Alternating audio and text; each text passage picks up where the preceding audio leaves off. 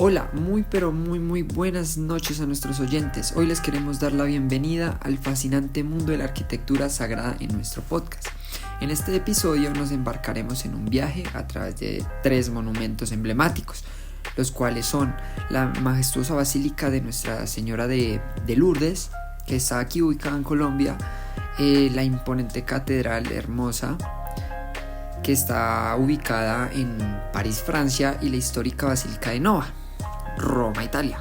Hoy les vamos a hablar un poquito sobre ellas y espero que les guste.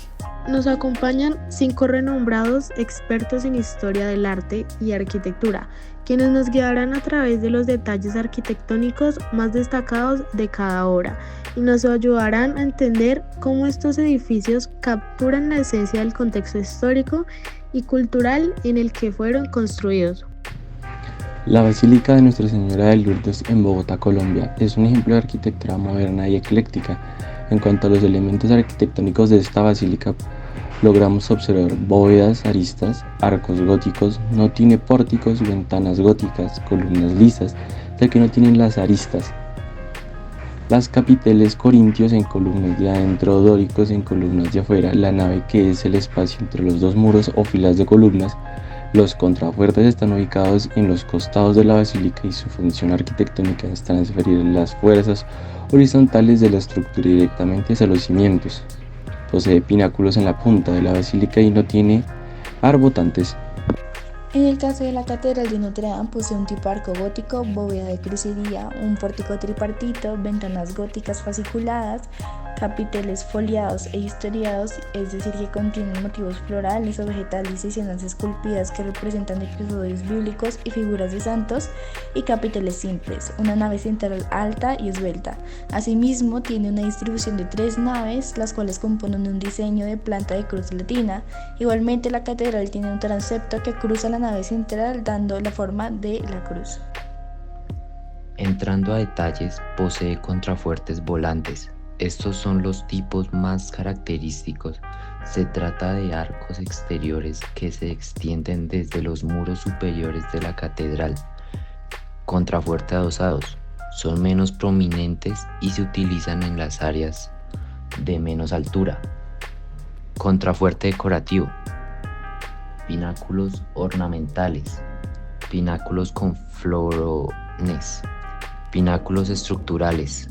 Arbotantes primarios y secundarios, doble nivel de arbotantes y decoración y gárgolas, gran envergadura.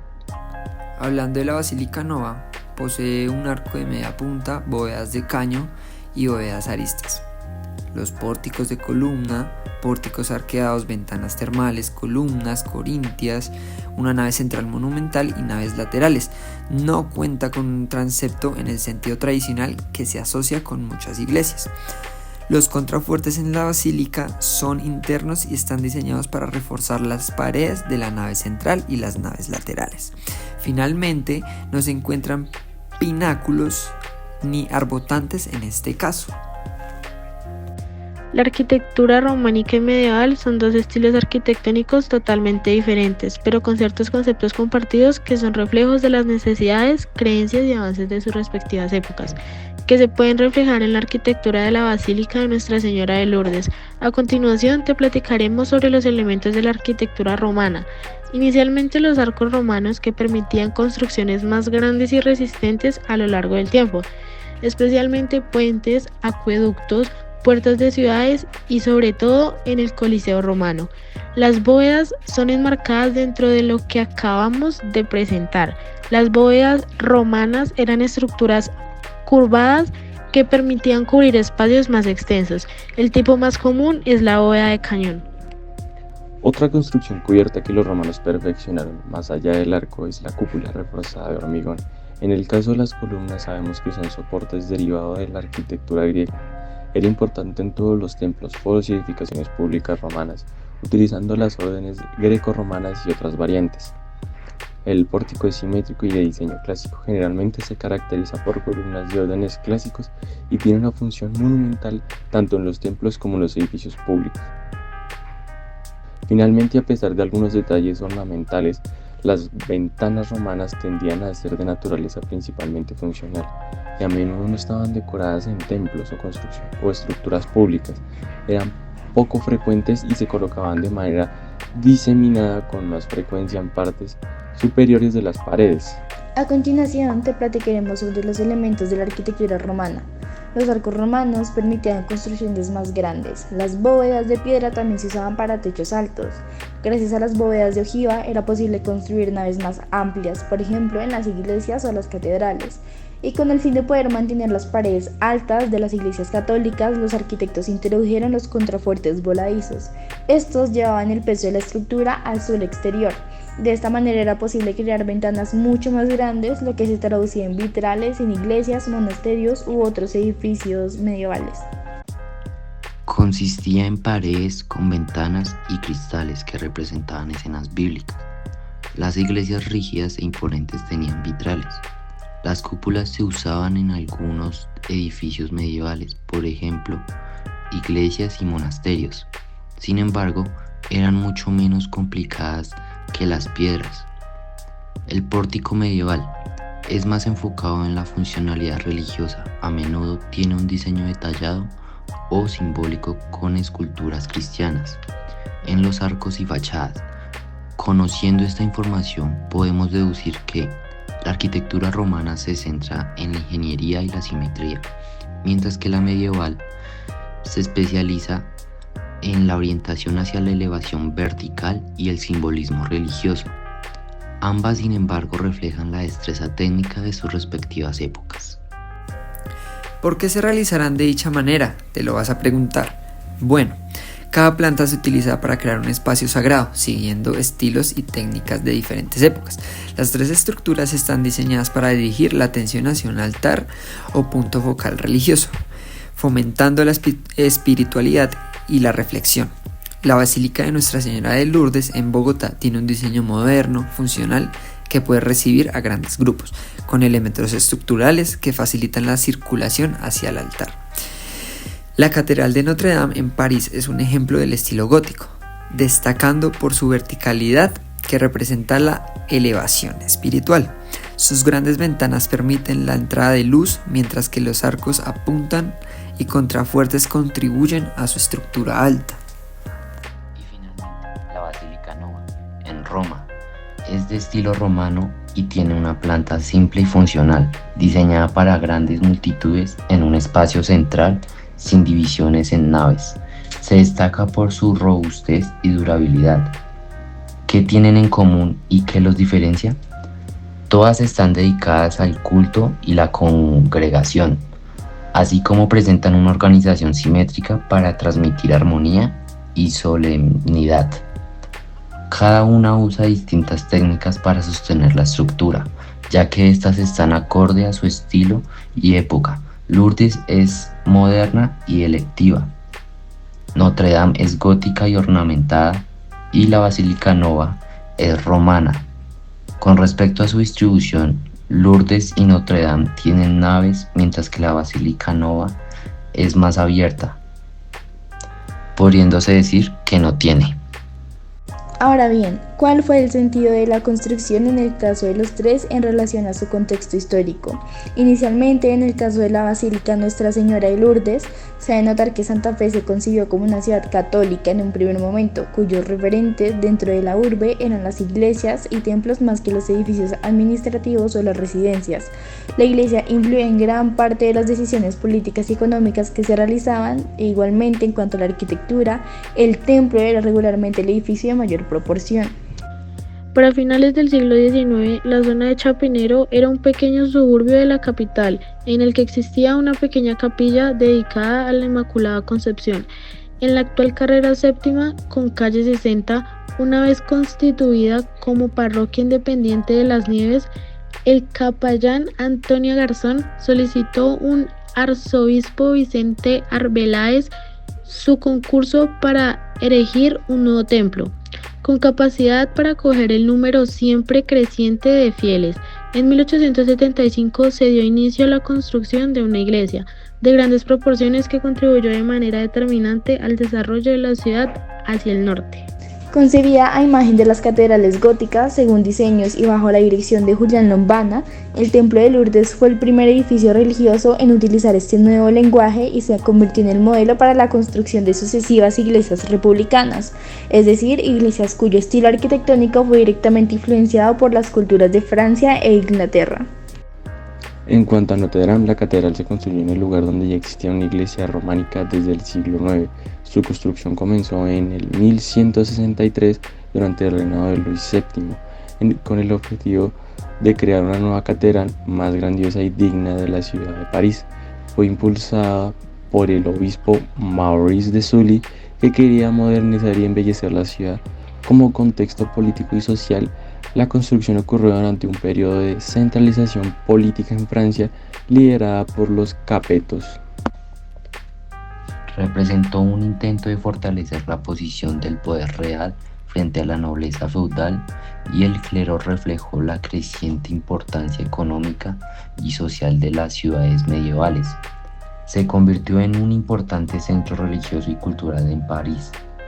La construcción de Notre Dame reflejó la transformación urbana y cultural de París en el siglo XII, siendo una expresión arquitectónica del poder y la ambición de la ciudad y la iglesia en ese momento histórico.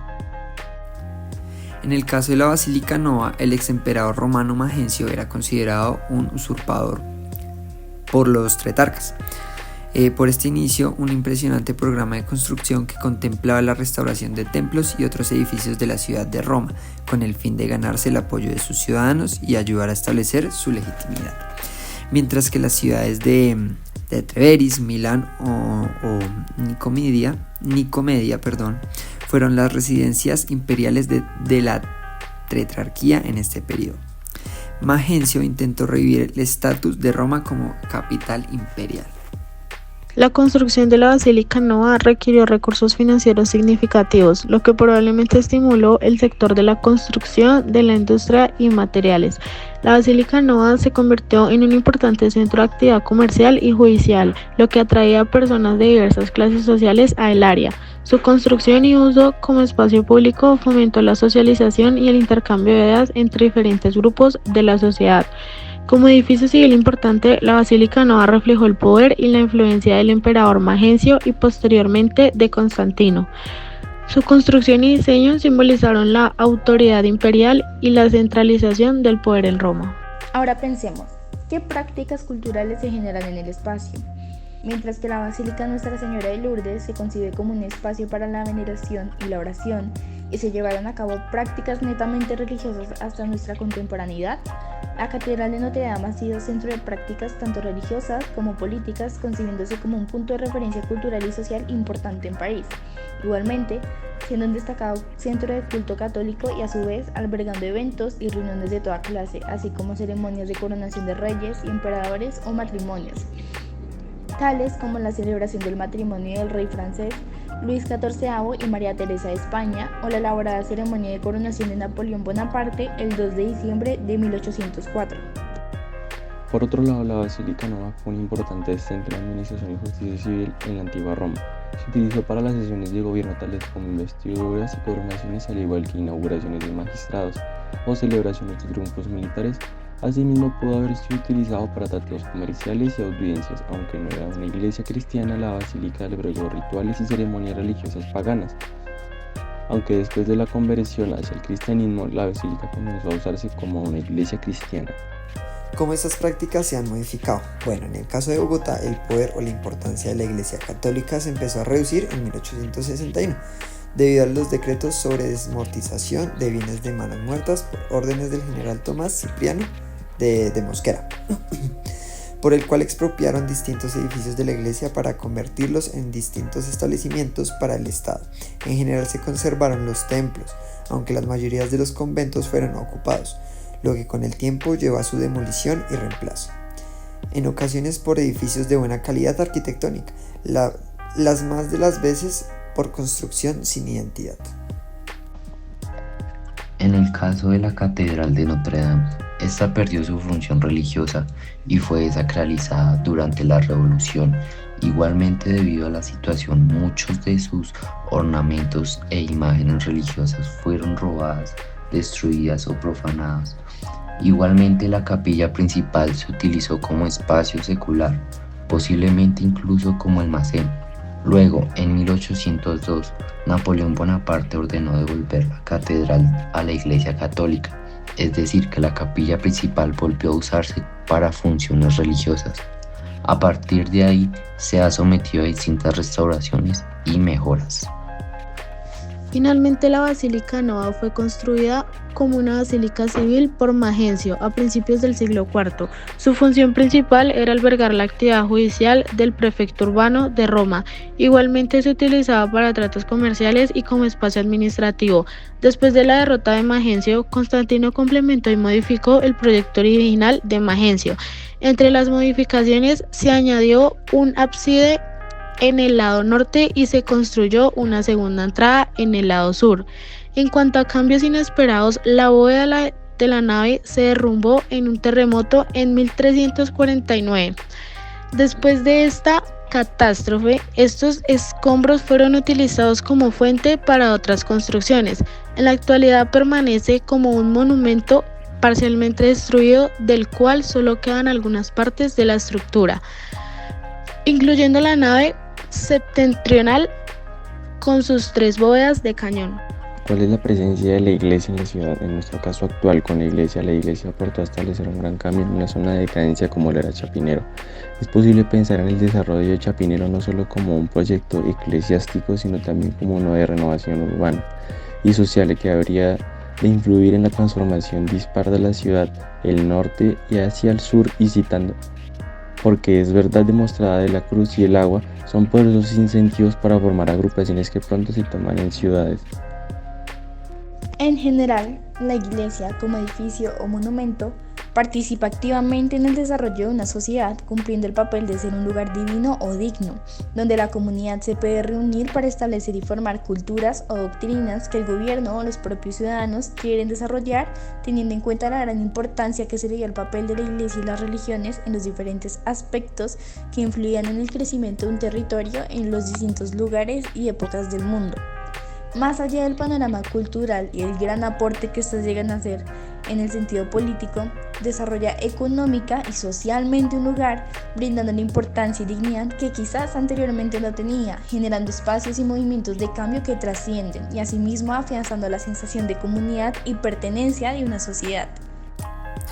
Cómo la arquitectura, la pintura y la escultura trabajan en un conjunto para generar una experiencia determinada que suscite unas prácticas culturales. Bueno, la arquitectura proporciona el marco físico y espacial, mientras que la pintura y la escultura llenan ese espacio con elementos visuales. Juntos crean un entorno visual rico y complejo que captura la atención del espectador. Igualmente, cada disciplina artística tiene su propio lenguaje de expresión, pero juntas pueden transmitir ideas y emociones de una manera más completa. La combinación permite una comunicación más efectiva y universal de mensajes culturales, creación de atmósferas y estados de ánimo. La arquitectura puede configurar un ambiente general, mientras que la pintura y la escultura añaden detalles que modulan esta atmósfera. Juntas pueden evocar sentimientos específicos y estados de ánimo en el espectador. Asimismo, puede contar historias complejas y ricas que reflejan la cultura de la comunidad, permiten transmitir mitologías y tradiciones de manera visualmente impactante. Interacción entre diferentes formas de arte estimula al espectador a analizar y reflexionar sobre lo que ve y así promulgar una doctrina o mensaje específico. Al igual que la promueve la apreciación estética y la capacidad de interpretación, juntas pueden fortalecer el sentido de permanencia y preservar la herencia cultural de un grupo, reflejan y cuestionan las normas culturales establecidas. Igualmente, la combinación de arquitectura, pintura y escultura crea una experiencia cultural rica y multifacética que puede inspirar prácticas culturales específicas al tiempo que fomenta el pensamiento crítico y la apreciación estética. Esta síntesis artística es fundamental para la transición y el desarrollo de la cultura en sociedades diversas. Bueno mi gente, y con esto llegamos al final del episodio. Gracias por habernos acompañado en esta conversación tan grata. Esperamos que hayan disfrutado y aprendido tanto como nosotros. Por otro lado, nos encantaría escuchar tus opiniones, sugerencias o cualquier tema que te gustaría que abordáramos en un futuro episodio. Así que no dudes en escribirnos. Nos despedimos por ahora, pero nos encontraremos muy pronto en otro episodio de Al Borde del Arte. Hasta la próxima y que tengan un excelente día. Chao, chao.